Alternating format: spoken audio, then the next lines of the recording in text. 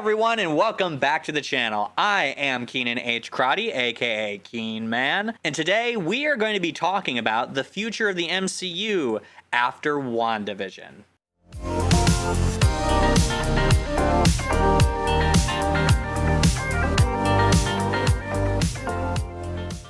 It has been a dark and trying time, as we have been secluded in our homes, sitting in our pajamas all day, wondering if life will ever return back to normal. All seemed lost. But then, a shining light happened. What was once a familiar comfort, the heroes that made our life feel good again, have finally returned with the TV show WandaVision. A show following two heroes that we didn't necessarily think we needed or wanted, but once we got it, we were very happy. But alas, a little over a week ago, WandaVision ended. And while it may have left our homes, it will never leave our hearts. It will never be just a memory. But now that it's been a little over a week since WandaVision, the MCU's first foray into television, has released, I've been trying to process my thoughts on the show. As for an actual review, I will just simply say that I thought the show was very good. Not my favorite MCU property, but definitely up there in the higher echelons of the MCU filmography.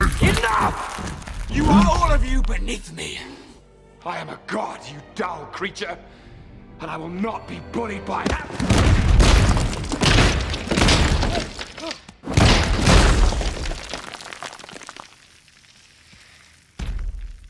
Puny god.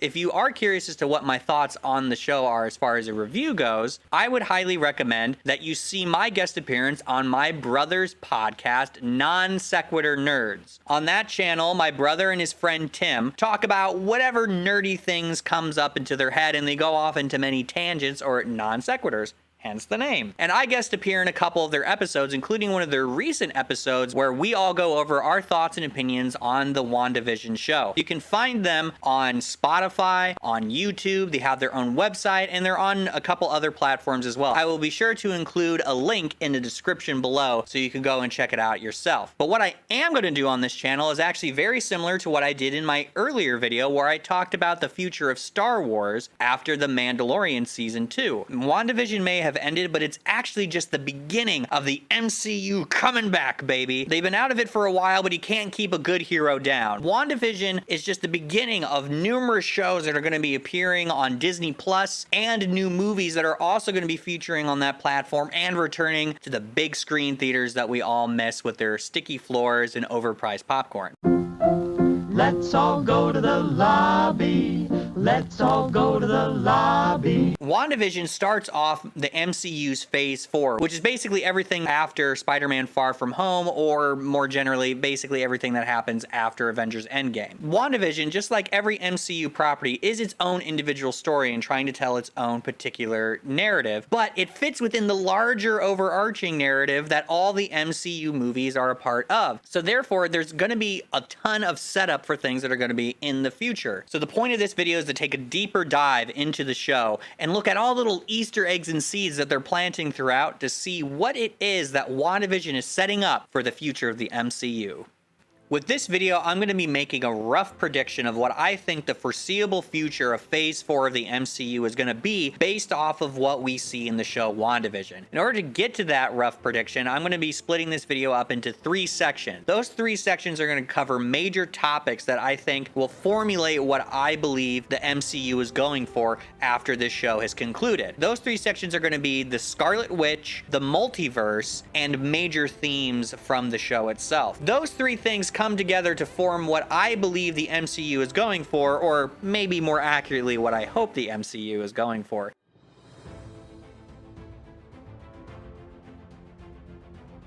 The first section, as I said, is going to be about the Scarlet Witch. The Scarlet Witch is interesting in that obviously it's referring to Wanda. She's never been referred to that. In fact, the character Hayward even talks about how she doesn't have a funny superhero name. They were always just known by their first names, Wanda and Pietro. Instead, her superhero name is not just random. It's not just a funny nickname. This show builds it up to be something of a title. It's a thing that Wanda has inherited. She is a part of a long line of beings known as the Scarlet Witch. The final episode shows that Agatha, using the Darkhold, a book of powerful magic, Necronomicon Ex Mortis.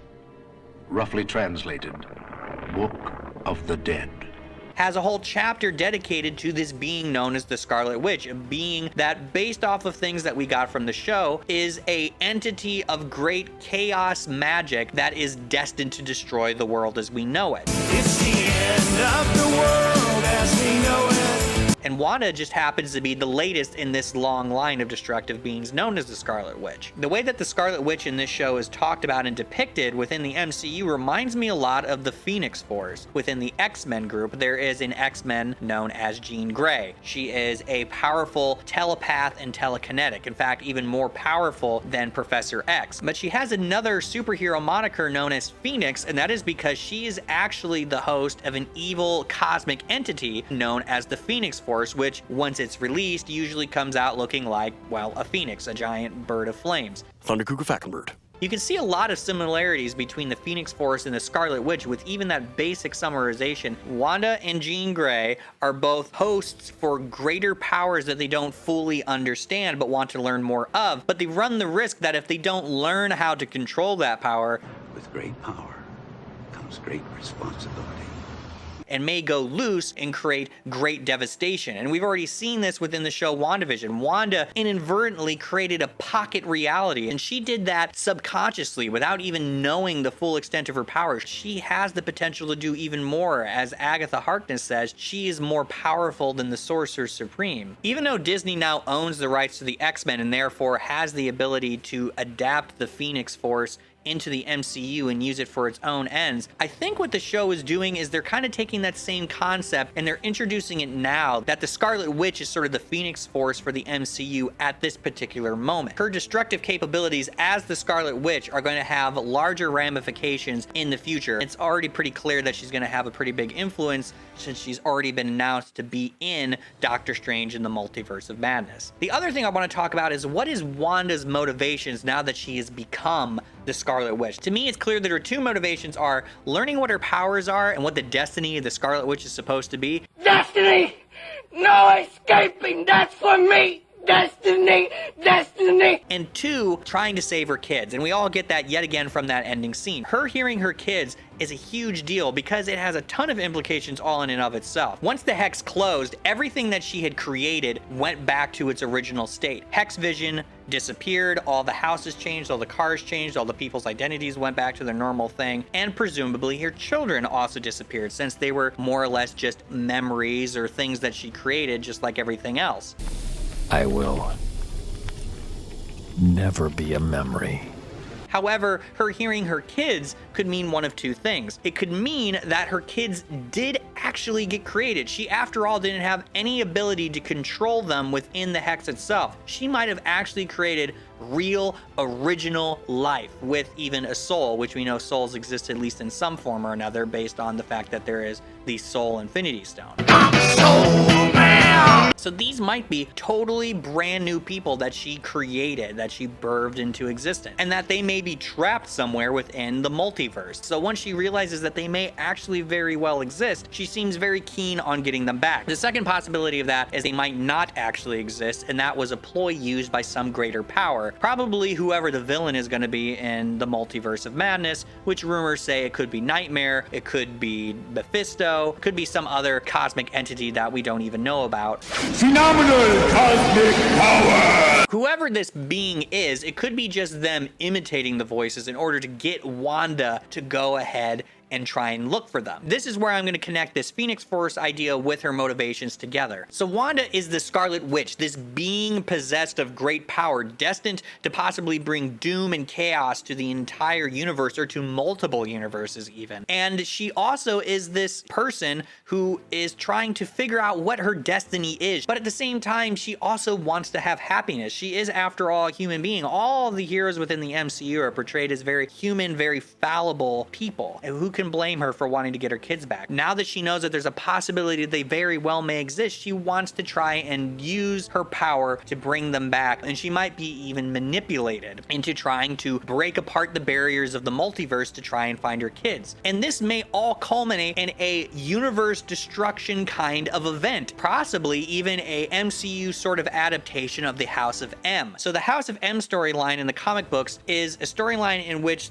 the Scarlet Witch essentially goes insane after learning about her kids, which had been erased from her memory, and she wants them back, and she gets so mad that she basically subconsciously wipes the entire universe out and then recreates it in a new way that is favorable to her. One of the biggest changes being that after that, she makes all of the mutants in the world go away. The MCU currently doesn't have any mutants within it. The only mutants that they had were Wanda and Pietro, but they were referred to as enhanced humans because Disney didn't have the rights to use the word mutants, but now they do have the rights, and we know that they're going to be eventually introduced into the universe. But the question is, how are they going to be introduced to the universe? They could just do a little retcon and that'd be easy enough, but I think they're going to try and do it in a more interesting way. And I'm thinking that whether she does it inadvertently or because she is tricked by it, Wanda, as the Scarlet Witch, is going to use her immense reality warping powers to tear down the barriers between the different realities. Mr. Gorbachev, tear down this wall.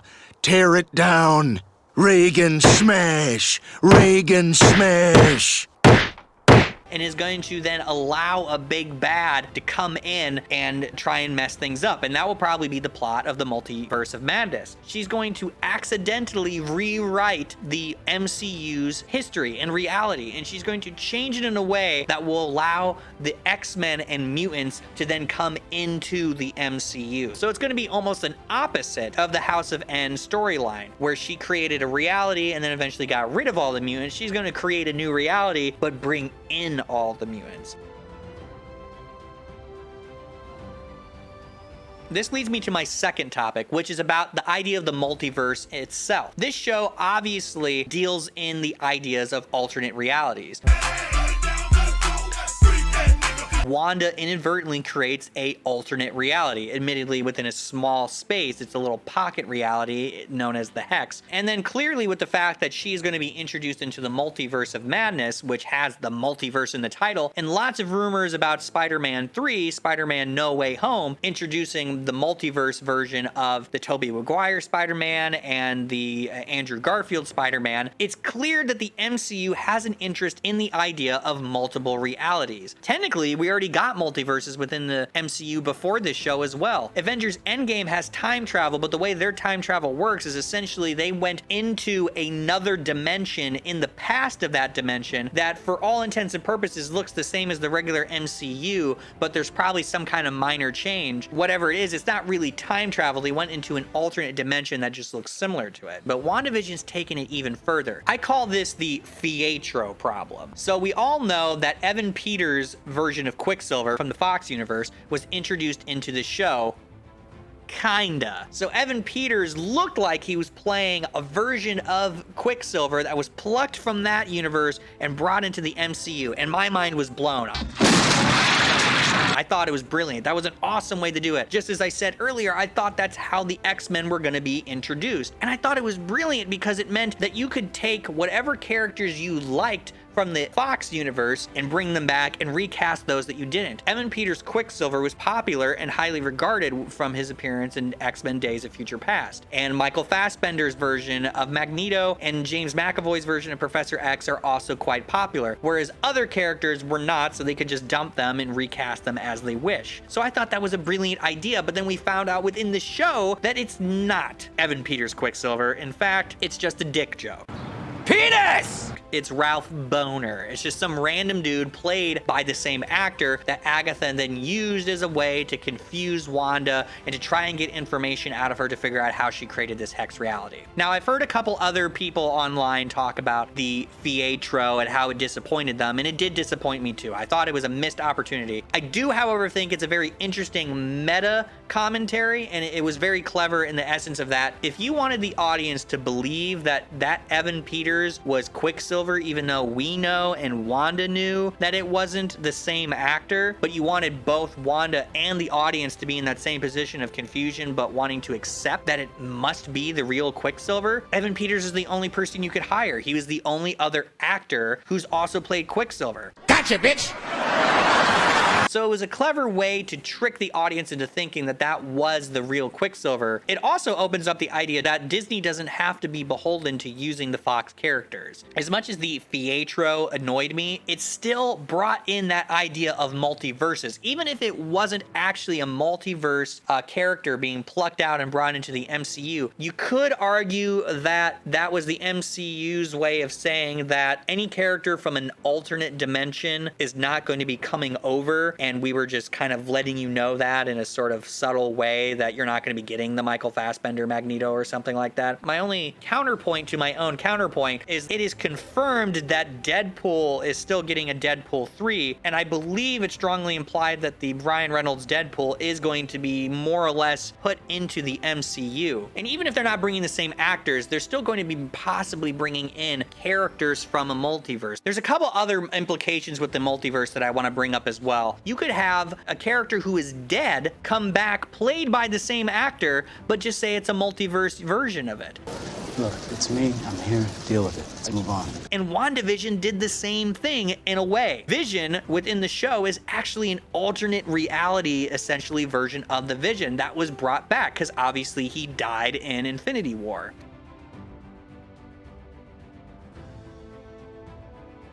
The final section that I want to talk about are the themes that are introduced within WandaVision. I want to cover the themes because, one, I just like talking about the themes. I think it's the most interesting, integral part of a story is like, what is the main message you're trying to get out of it? But I also do believe that the previous things that I've talked about actually culminate and come together to essentially explain what the themes are. The idea of the Scarlet Witch and the idea of the multiverse come together to explain the two major themes of the show. I'm going to start with the most obvious one, and the one that kind of pairs with the Scarlet Witch idea. It is about people overcoming grief. And there are several characters within the show that have to do that. Wanda being the most obvious example. She's lost her parents, she's lost her brother, and she lost her lover. She's lost everyone that has ever meant anything special to her, and she's never really had the ability to really overcome that. When she lost her parents, she gave into her anger, one of the 5 stages of grief. I can feel your anger. And became a villain and a terrorist until she eventually became a hero. With the loss of her brother, she finally turned good and she was trying to do something good, but then almost immediately lost her brother. You didn't see that coming. Her last living family member. So then she felt alone and she was very embittered. And even her friends then during the events of Civil War were trying to keep her closed and trying to keep her chained. She was giving into fear. And then she finally found love and acceptance again with Vision to only then have him eventually taken away.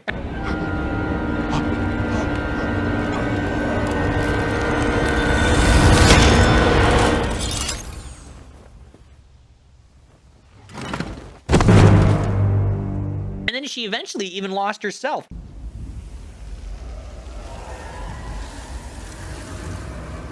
And WandaVision starts with her coming back 5 years later, but for her, it was just nothing more than a couple weeks later. She's still very much freshly dealing with the idea, but also dealing with a world that doesn't really remember her and has moved on from her. She goes through all the stages of denial, which is the whole reason why the Hex even pops up. She denies her existence and creates this alternate reality, which is what denial really is. I reject your reality and substitute my own. For you to escape your pain. And then she goes through the fear and the anger and the bargaining as well. And then eventually the show leads to her having acceptance. She eventually comes to accept that she is the cause of all the thousands of people that live within Westview's turmoil. She is the person that is keeping them trapped within this false reality, forcing them to endure all the pain that she's going to have, which is a very beautiful metaphor as well for the idea of how the grief that you have not just only affects you, but it affects the others. Your grief can be so powerful and so pervasive that it can affect those around you, push those that are loved ones away. You are tearing me apart, Lisa! It was only until she was able to deal with those consequences, accept that it's her fault, and accept that these people are gone, but they're not truly gone. They still live within her. She still has the memories of them. Don't leave me. Father. Don't leave me. Which is what Vision is. He's just an elaborate recreation of all of her memories of him. And she accepts that her kids are going to be gone and whatnot. So she finally gets that acceptance and the reality closes down. And other characters also have to deal with their own grief as well. Monica, she's still dealing with the grief of losing her mother. But unlike Wanda, who goes through this very elaborate denial phase, Monica does not go through that. And she serves as that voice, you know, admitting to Wanda that it's the truth that you have to accept. Even though it hurts, it's something that you can grow from and build from. You can't handle the truth! The only problem I have with the grief and learning to accept your grief theme within the show is that Wanda does not go through a very good version of acceptance, in my opinion. In fact, she kind of half-asses her acceptance, really.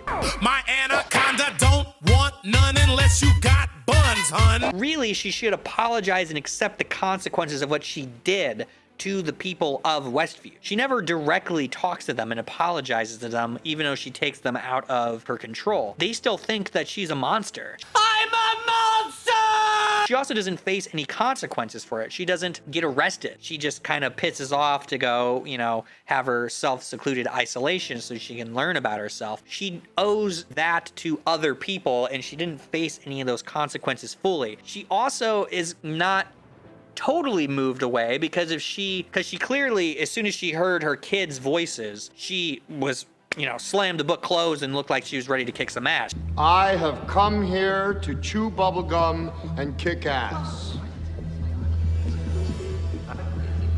And I'm all out of bubblegum. She wants to save her kids, even though she accepted initially that they were gone. She was very quick to want to go back and get them as soon as she realized that they may possibly exist, even though it could be just a ploy from a greater evil force trying to manipulate her. I will say that acceptance is not perfect, and she's not a perfect person. As I said earlier, MCU characters, including Wanda, are realistic, fallible people. It's a process. You don't just, you know, boom, one day you accept it and you're all good and you're able to move on. You have to continuously work at it. Like a pony! I'm a pony! I'm a pony! Don't you feel like a pony? Don't you feel like a pony when you sweat? So I believe her grieving process and her acceptance is going to be something that she's going to have to deal with further along the line, but she's starting the pathway at the very least. Second major theme that also connects back to my multiverse thing, and that this show deals with alternate identities. The Vision embodies this very well in that within the show he is literally two people. So superheroes always deal with dual identities all the time. It's baked into the very way that American superheroes are constructed. The Batman series, for example, in DC Comics explores that probably better than most any other superhero, about the duality of trying to be two people, and where does that person end and that person begin, or who's the more dominant personality and who's not. Vision, however, it literally represents that by being two separate entities. There is the Vision from the Hex, and then there is White Vision, or the body. So one is the body, one is the mind, essentially. But every other character within WandaVision plays with alternate realities of playing different roles. They're assuming these different identities. Wanda deals with it very much herself. There is the real Wanda, the Wanda that doesn't want to accept the loss of everybody, the real Wanda that wants to escape from her pain, the Wanda that created this reality. And then there's the fake Wanda, the identity that Wanda assumes within the Hex, the Wanda that's just this happy-go-lucky, perfect little well-groomed housewife raising her family. And then, of course, Wanda then eventually learns of her other identity, the Scarlet Witch, this destructive entity, this part of her that does represent the very darkest aspect of her. Pretty much every character assumes a different identity, an alternate reality version of themselves that they then have to contend with in some way. Most of the townspeople are fighting against it just simply because it isn't who they are. Some of them give themselves an alternate identity in order to achieve different ends, such as Wanda essentially does that, or even Agatha. If we take both the theme of grief and we take the theme of multiple selves, and we kind of look at them not only just within the show, but within just the Marvel universe as a whole, where the MCU is currently at right now, they're dealing with both things very much. We're living in a post-blip world in which all the people that Thanos erased from existence. have been brought back. We first see the blip and even hear that name in Spider-Man Far From Home. And in that context, it was kind of made a little funny almost. You know, we saw the band members pop up in the middle of a basketball game and things like that. In WandaVision, they totally recontextualized the blip to be something very tragic and heart-wrenching. Monica appearing in the hospital along with everybody else and all the chaos that's going around and realizing that her mother died, that's going to have a lot of grief coming with it. And if you look at a lot of the new shows coming out and the new movies coming out for the MCU, they're focusing on characters who were blip. These characters have not had the luxury of time to be able to deal with their own grief and losses. And then there's characters that also, they may have been around or they may have been blipped, but they're still dealing with the loss of friends that were lost in Endgame. Spider-Man is dealing with the grief and the legacy that's being carried on from the death of Iron Man. The Falcon and the Winter Soldier are going to have to deal with that same thing with Captain America. Thor is going to have to deal with that in Thor Love and Thunder with the fact that Odin, Loki, Heimdall, and most of the Asgardians are dead. And also Guardians of the Galaxy have not really had the proper time. They pretty much all got blipped except for Rocket and Nebula. They haven't really had time to properly process that Gamora has died and what her legacy is going to be like, how they're going to move forward without it. And it's going to be more complicated in the fact that there's another Gamora around, which connects back to the whole idea of multiple identities. They're going to have to deal with a lot of things. With the multiple dimensions, they're going to be running into alternate versions of people that they know, and sometimes people that they've lost, and sometimes people that they care for. The Guardians of the Galaxy are going to deal with that probably within their third movie, about how Star-Lord is clearly going to want to try and find Gamora, even though it's not the Gamora he knew. Now you're just somebody that I used to know. They're going to confront those who they thought they knew, but they're going to be very different. They're not going to be the same person, and that very well may hinder their ability to grieve appropriately. How could you possibly be able to fully move on from somebody that you lost when you know that they're still really there? It's not the same person, but that's hard to accept when you're looking at someone who flesh and blood is that person that you lost, even though it isn't them. The grief of all the people that you lost is going to come to head with these alternate realities, these alternate identity versions of themselves and of others that they know. And I think it's going to create issues with that grieving process, which then finally gets me to what my rough prediction is.